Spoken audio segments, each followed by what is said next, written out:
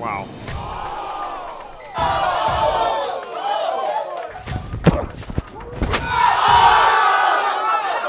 We need to start scoring some tries, boys. Is there going to be the difference between us lifting a trophy or not, eh? They told me they didn't want any part of me. What are you guys doing? Nice, boys. It's an easy one to get up for. Like I had this one circled in the calendar at the beginning of the year. 80 burger.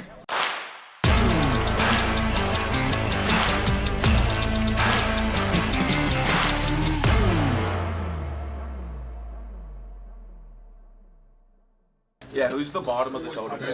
I think we all know the answer to that. Huh? We're saying who runs the house and who's the bottom of the... You just, like, you know the guy you don't want to upset, like, you don't want to upset that. Yeah. He's just too nice. What about Keezy? You don't mind upsetting Keezer? No, but, you know, good the lad, he knows, right? Working at Timmy's, the early morning shift. The farmer's been there. The Dorchester room's a good setup. I think I was pretty excited when I heard Q was coming down. Or he kind of signed in New England first, and that's what kind of made me want to come here as well. I think Andrew and I we played under 20s together. It's like 8 years ago now, so I've known him for a while. And I was pretty keen this year on moving to a team where I knew some guys and didn't have to do a complete fresh start. And, you know, we've kind of gone the extreme of that where there's like 12 Canadians on the team, 12 guys that I've played with before with the national team and stuff. So living with Q and Ben has been awesome. Like they're great roommates to have. We know each other very well. Welcome to the Dorchester room, 2149. Best layout we've ever been invented. That's the cold tub right there. Don't show the landlord, it's in the fire exit, but got that for what, $1.39 at Costco? Retails for $7.99 Yeah, must have been a Walmart. typo. Deal of the century. Must have been a typo. Nothing too crazy going on in here. You know, got the gaming set up there. I play a bit of guitar. Play a bit of guitar, so that's kind of how I spend all my time. Yeah, Keezer would be your typical Canadian, like the nicest guy, doesn't want to like step on your toes, just like kind of real salt of the earth guy, like looks out for other people and whatnot. Amazing roommate, like just kind of like we'll go with the flow. Hey, you want to go? Yeah, I'm down to come out and whatnot. So, and Ben as a roommate, so we're in the basement together. I lived with him for a bit in Toronto. He's like a hard worker, so he'll have a second job, but he's awesome. We call him like boardroom Benny or frat boy Benny. If he wants to have fun, he's one of the first guys to put his hands up and hey, let's have a couple beers, you know, after the game or whatnot. But also like he's a very business guy. Like he works hard outside of rugby too, you know, early meetings with his company and whatnot. And but yeah, so he's a good balance between keys. No, it's honestly been awesome. We've been gelling. Heat's a little too high, but we don't know what the issue is because we always got the heat off and it's about 51 degrees in the house. It's 10 degrees Celsius. Like it is cold. We're making our way down to what the boys who have lived here before call the dungeon, but first thing to bring attention to maybe is the thermostat. Yeah. The January gas bill was quite high, larger than expected, so 58's actually balmy in here. So the lowest it's gotten is 47, which is 7 degrees Celsius or so a little chilly. Just cleaned my room for you guys, probably the first time in a couple months here. Cleanest it's ever looked. You know, threw in a couple pieces. You put the bike in there. Got my bike in there. Get the green flag. Yeah, I got all the green flags in here. Unfortunately, I got a king mattress on a queen box spring. I work on the side of rugby, so I got sort of the dual monitor setup. Boardroom Benny. Boardroom Benny, that's the nickname around here. They know early morning, keep it quiet in the house, no guitar, just in case I'm on calls or anything. Chocolate covered pretzels next to me, just some snacking while I'm doing some work. Pretty big reader, got a little Instagram for my books as well, Ben's bookshelf, so that's usually me if I'm got some free time, getting the book in, trying to find something to read on the plane or on the way home from the away games. For me, it's a little bit different than Q and Cole there. When I was trying to come over to play in the MOR, they told me they didn't want any part of me. They didn't want me on their team, and kind of forced me to look elsewhere, which turned out to be a bit of a blessing. And then just playing guys that I've played with before and playing friends is always fun. But I won't be able to stand hearing them chirp if they get a roll on us. So I'm looking forward to putting the beating on them. coming into, one of the games I've had circled on the calendar the whole year, playing a lot of my friends on Toronto, a team that I never really got a chance to play for. I don't really think we need a lot more motivation than that. There's this really personal for some of our mates. So we've spoken about it a little bit this week around, we've got a pretty good big Canadian contingent in our team, and obviously Toronto Arrows being the only MLR team from Canada. A lot of them have played for them, or if they haven't played for them, they've obviously lived in Canada, so they always want to get one back over. A lot of their mates play in the team, and as Free Jacks, as someone who has had nothing to do with the Toronto Arrows team, we just want to show our teammates the respect and put our best foot forward in order for them to achieve what they're wanting to achieve, and ultimately we want to win a game of rugby as well. Morning, gents. Afternoon. Thanks, Q. We need to start scoring some tries, boys. Is there going to be the difference between us lifting a trophy or not, eh? I'm telling you now, that is the difference. Scoring more tries. So again, another big step up this week forward. I want us to put a real big emphasis on getting our fucking mindset right when we get into that 5 meter zone and putting some boys over the line. We go into this week, every single time we get the kill zone, I don't care if it's a captain's run, we have a different mentality. Okay, we just start turning over. We can get 1 or 2 more of those attacks and tries. We're talking about over 50% kill zone, and we are 50 pointing people. And that's what we're going to say when you feel that simmering starting to just overflow a little bit, eh? Okay, I think we took a massive step in doing that on attack this weekend, so let's just keep jumping towards that, eh? And your fanny pack in there.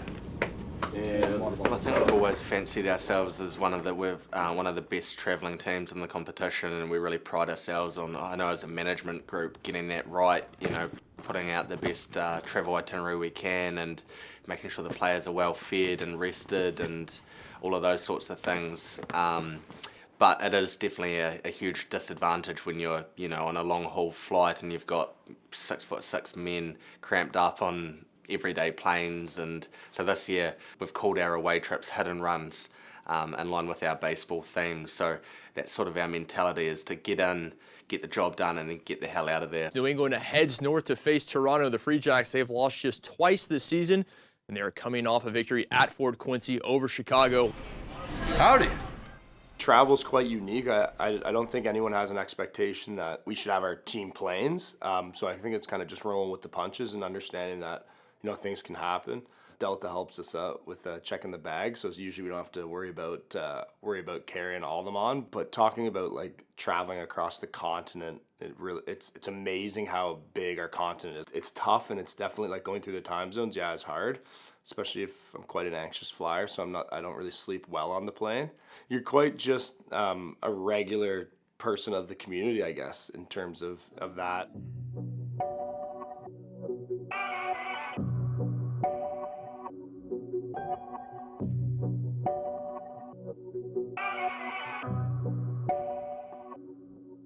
I find that, when you get off the plane, everyone kind of gets on the bus and sits down and kind of goes into their own world. So what we do is you get your airplane ticket, your boarding pass with your name on it, and you put $1 in the kitty, and usually we get about 30 tickets and $30. We get someone, if it's someone's local game or whatever, they pick the first name, and then you go up to the next person, they pick the next name, and you just kind of go all the way down the list until there's 2 left. And then the winner gets the pot, and it's $30. It's nothing crazy, but it's always nice to get a bit of extra cash when you go into a new town, and the cost is $1 to be in.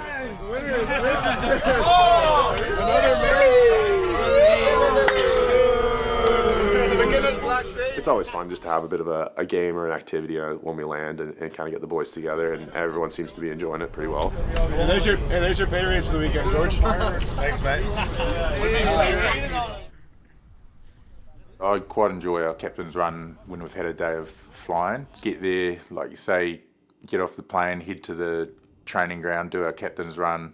Same sort of messages when we always travel and then have to do our captain's run on the same day. We'll keep it about 60%, 100% skills, obviously in clarity. Jog through our stuff or run through our stuff, and then we walk back to whatever our drivers want to do. Most of the times it's not 100% because we've been on a long trip. Had to do a lot of stretching, and obviously sitting down for a long time you don't want to blow any muscles, but captain's run, funnily enough, is run sort of by the captain and a couple of the key game drivers.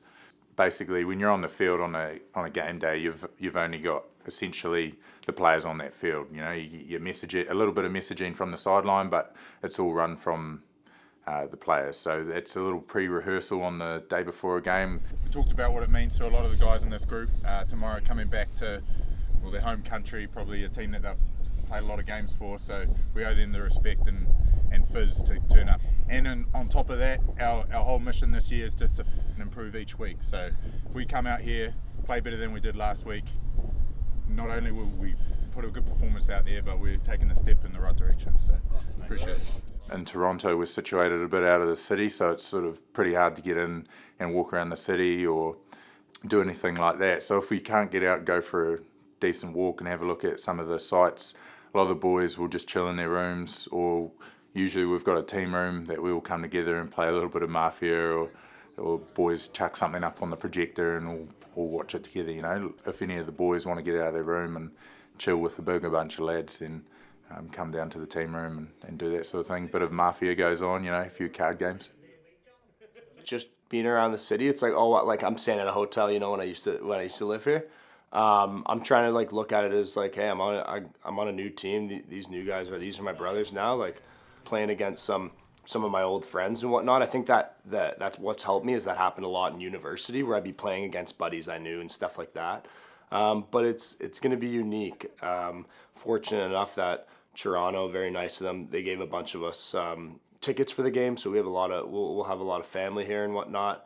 Hopefully a big crowd behind the Free Jacks bench. I've been able to like mentally be good about it and be like, hey, I got my boys with me, and the Free Jacks are headed up to Toronto. We got a big away game, and hopefully do well here. How many I just like Star Wars here, by the way? The dark side is just a twisted version of the Force. So all it is, and this I was like, wow, okay, that's pretty cool, is that to be on the dark side is just to use the Force for your own benefit.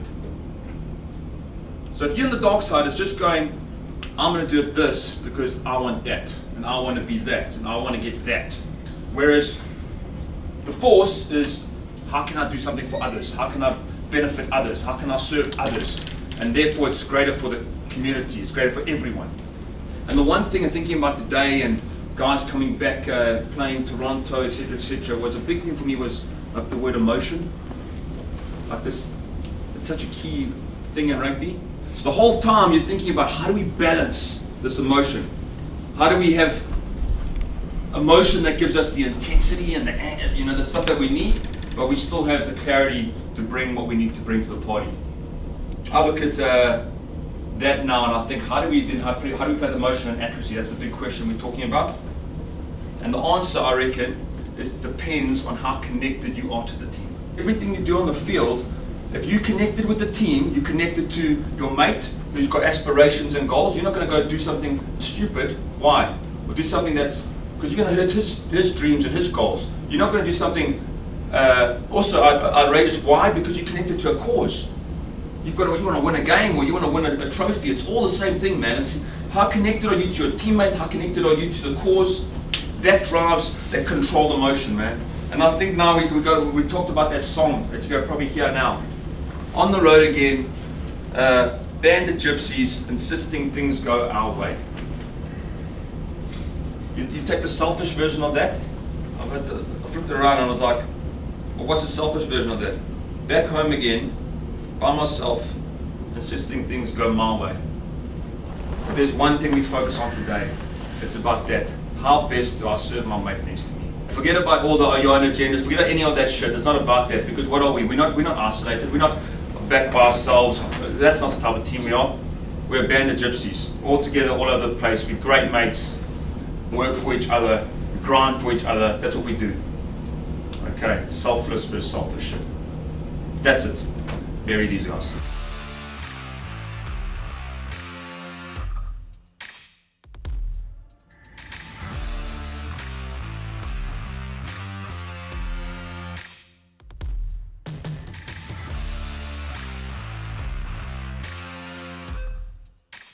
Spoken about enough, let's action it. Yeah. 1, 2, 3, Jacks! It's the Arrows in the blue jerseys up against the red, white, and blue of the New England Free Jacks. Big shove from the Free Jacks. In fact, it's popped up on the right side. Yes, and the Arrows have been penalized. Yes, boys. Yes, Red. Yes, boys. Hey, that's where we set the tone. Next job now. Yes, Coley. There we go. Talked about off the top, but a few guys that will be happy with that first call in the Free Jacks front row. Yeah, Cole Keith and Andrew Quatrin, two very important players in that Free Jacks front row. Yeah, now we go. Yeah, bump in, Cole. Dirty. Watch it peel. Step up, Cole. Watch it peel. Now there's the drive. It's formed up. Elvis, they're going forward. They are. They're only 5 meters to go now. The Free Jacks on the move. This is a textbook drive from the line out. The Arrows looking to do anything. They're over the line. Yes! First try Yes, the for the boys. Free Jacks. Yes, Joey. Yes, fellas. Woohoo! Attaboy, Keo. Way to redeem yourself. And it looks like Andrew Quatrin going over for 5 there. He'll be ecstatic with that. I know he's got about 30 plus family members and friends in attendance here. We've had that up our sleeves for a couple weeks now and hadn't used it in the past couple games. So I've been keen. I've never been in a lineout before, so that's my first time lining up in a lineout. And I guess just the opportunity came up, and I mean, it's self-explanatory. You just get in there and get 12U pushing and try and get the numbers advantage, and it worked in our favor, and that sort of got the ball rolling for the rest of the game and sort of got the momentum for us to feed off of. Put on the gas, hey, put on the gas. Yes. N1, Nala. Get in. Yes, Mitchie. Hands, boys. Incredible. And what a start for New England there. You can see them playing pretty dynamic off the line out, but immediately after just playing with the forwards, trying to get front football. Really executed so well early on, and I'm not just talking about just from our kicking game and winning ball back and not being disciplined and not giving penalties away. And first time I sat in a box where I can just sit back there and actually relax and not get bloody grey hairs every week, so that was pretty cool. Yes! Nice, Brad! There it is, fellas! And another one! Get on another one. There it is, boys. Great fucking start, eh? Be proud of that first 20. Next job now. I think we're guilty the past few weeks of doing something really, really positive and then sort of taking a blow back or not feeding off that. And so we've talked a lot about sort of piggyback, right? Like building one momentum play into another one and feeding off of it. That first half just was a flurry of tries, and I think we just kept the foot on the gas, so to speak, and kept raining sort of pressure in their half and keeping them in the right part of the field and sort of got rewarded for that. They're at the back now. The little chip again. He saw space. Good covering from Brody, but he spills it. New England knowing they can keep this ball alive. 2-on-1 on the short side. It's inside where it goes. The bonus point is secured for the New England Free Jacks. 4 tries in 24 minutes. And a few tough bounces for the Arrows. Ross Brody doing a great job covering on that little chip from Spencer Jones. Unfortunately, just can't secure it. Gives the opportunity for the Free Jacks to counter right away. And lovely support lines. Free Jacks looking for their 5th. Back with his hands on his Andrew Quatrin. He's already got 1 under his belt. They're still moving. Now they're arriving. Quatrin's over the line. Double. His 2nd try here at York Lions Stadium. Here they go on the short side. Nelson's got 3 men to tackle. He takes 1. Diving in the corner, looking to put it down, and he's got it down. We can see the New England Free Jacks just stacked right behind, almost adding extra numbers. 3.5. Hey, the 0 counts more now. Who fucking cares about it? Play fucking defense now. Back in their half.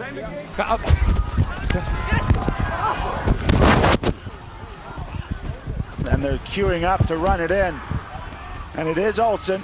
He does his job. Beautiful offload from the youngster. And he provides the 8th try of the half for the New England Free Jacks. Shit, I can't say I've been in this position too much in my life, eh?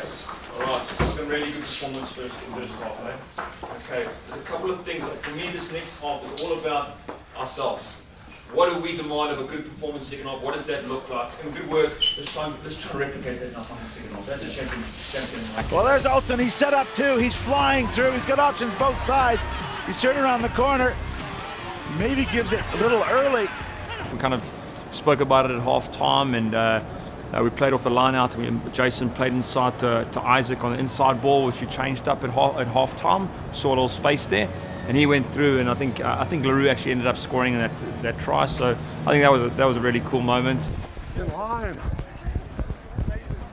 Not a boy. Make an impact. We kept saying, like, a line we were using a lot when we came back at half was don't get bored, right? Like, I think it's easy to switch off maybe when you're up by 30, 40, 50 points and forget the little details and maybe miss a tackle or not get so motivated because you don't feel like every subsequent play matters so much. So I think that was the big thing. Stay focused and do the next job. Don't get bored. And yeah, to put together an 80-minute performance was like something I've really never been a part of. It was pretty special. What are you guys doing? Nice, boys. Oh, a massive hole in Play midfield. defense, Shano. And Patros has just stepped in it. I'll take that one. Beautiful work. And he's looked after Joe Johnson, the mechanic. Has finished his job. Sort of as the score ballooned a little bit and it started to tick over, for us the more important score was the number against, right? Like the number 4 sort of meant less and less every subsequent score. Thank you. It's disappointing to let them get sort of that first 5 in, but then it was like keep them at 5.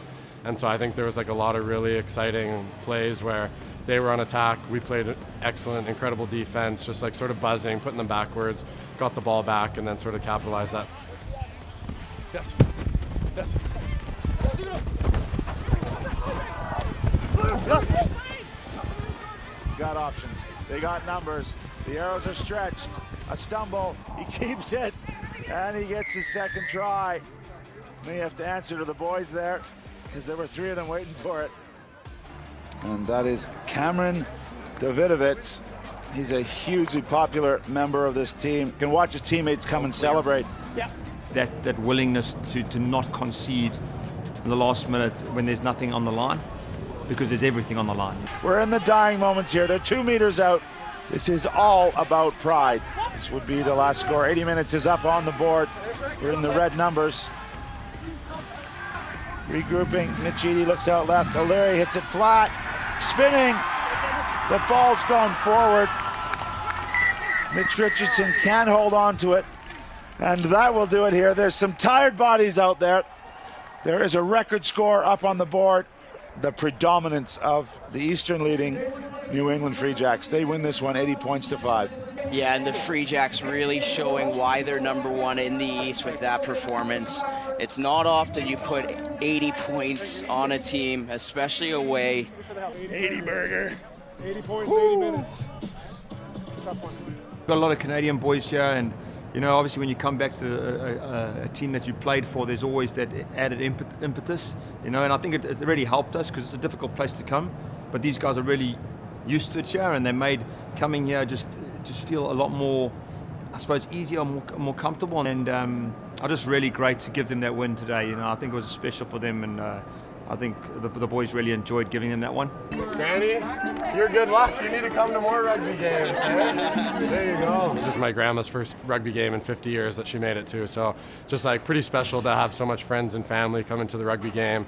And so it was an easy one to get up for. Like I had this one circled in the calendar at the beginning of the year. Obviously, a really pleasing performance. I know there's, well, everyone in the room is stoked, and no more so than the Canadian boys that got to get one over their mates. We talked about wanting to put in a performance for the Canadian boys especially, and I think taking another step forward in the Free Jacks, you know, in our quest to obviously win the competition is a massive step. I'm proud of that effort. Awesome shit. Let's enjoy it, because on Monday the next week comes and we'll start again. So fucking let's make sure we really enjoy this shit. Well done, mate. Yeah.